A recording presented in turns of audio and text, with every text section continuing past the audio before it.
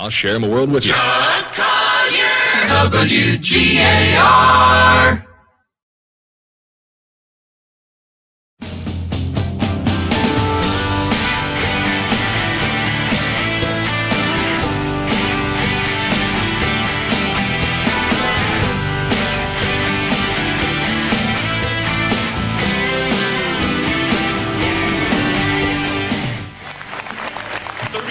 At one radio station by doing one thing and doing it better than anybody else. Moving to Cleveland, Ohio, one of the greatest things about it was getting to know Chuck and being able to call him one of my best friends. And it reminds me of the phrase that winners don't know they're in a race, they just love to run. That's our inductee. The new inductee to the Country DJ Hall of Fame, please make welcome to the stage, Mr. Chuck Collier.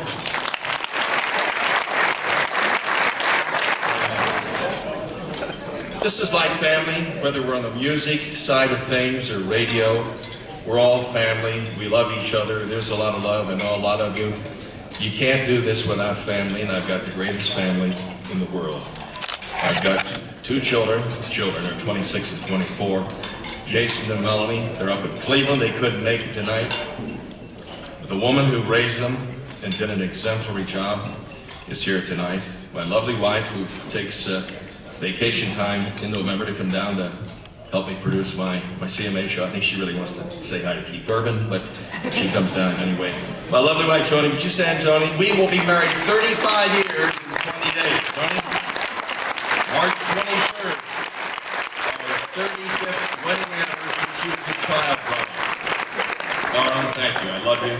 She's with all the hours, and I tell people I only work half a day. Oh, 4 hours? I said, no, do your math. Half a day. What's half of 24? And she's changed everything, and with the kids, and just make Christmas here and parties there. So, Joni, thank you.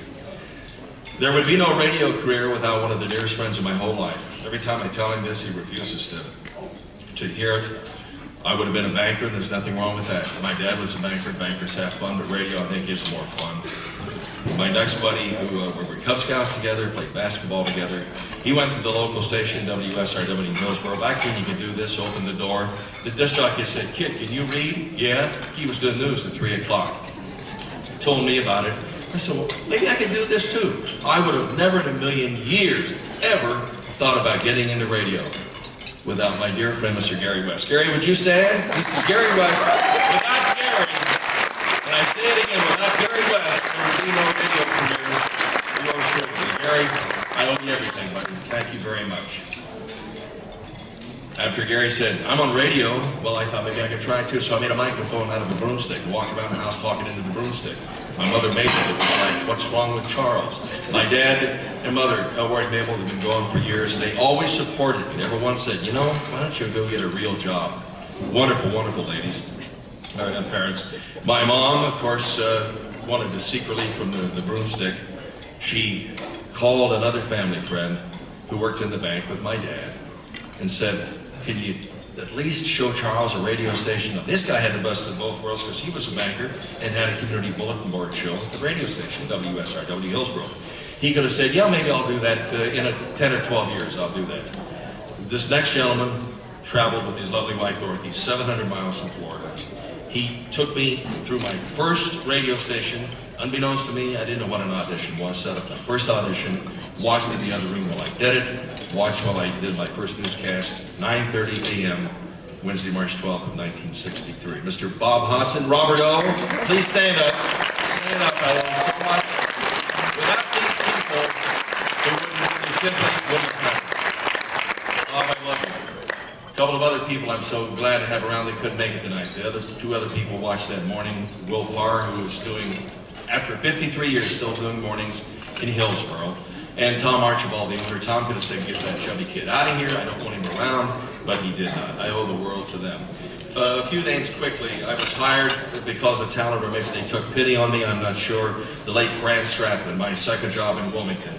WN Dayton, my first big break. Sam Yakabazi and Shadow Jackson.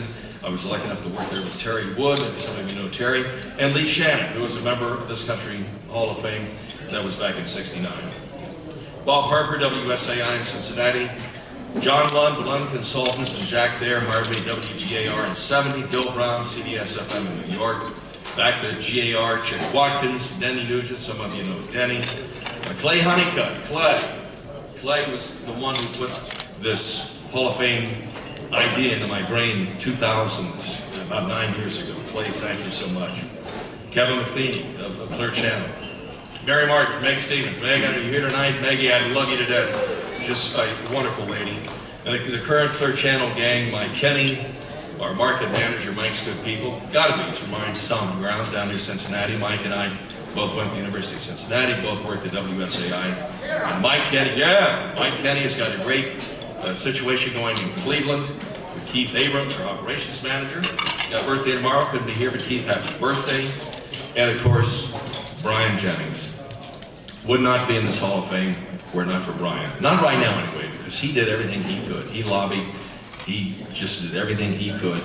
And again, he wanted this as much as I did. Brian Jennings, it's been a long time since I've seen anybody with the passion that popped my pee, the passion for country music that he has. He's just an incredible dear friend and so invigorating to be around.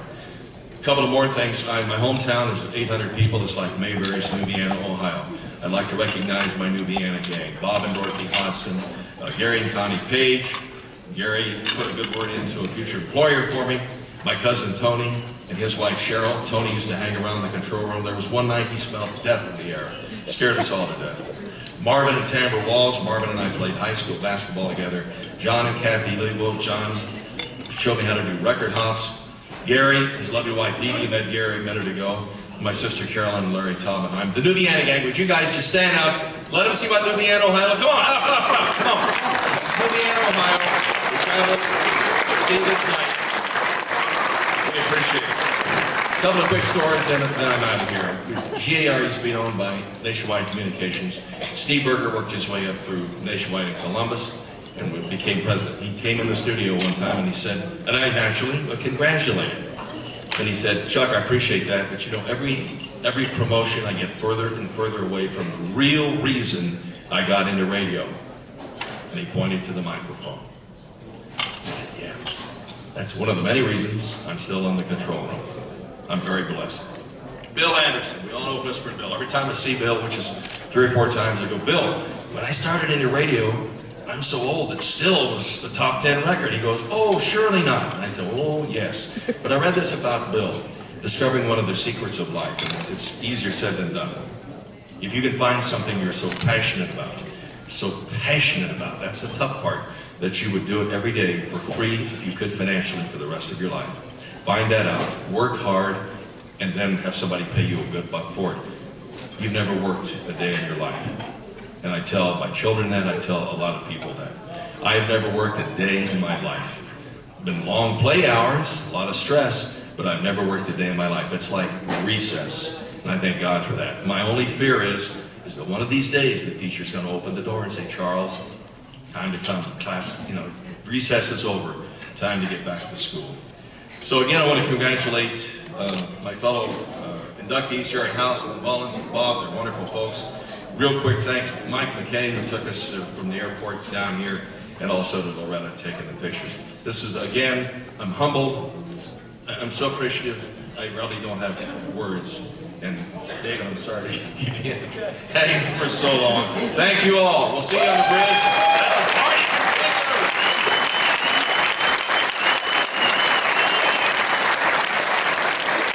Just Collier.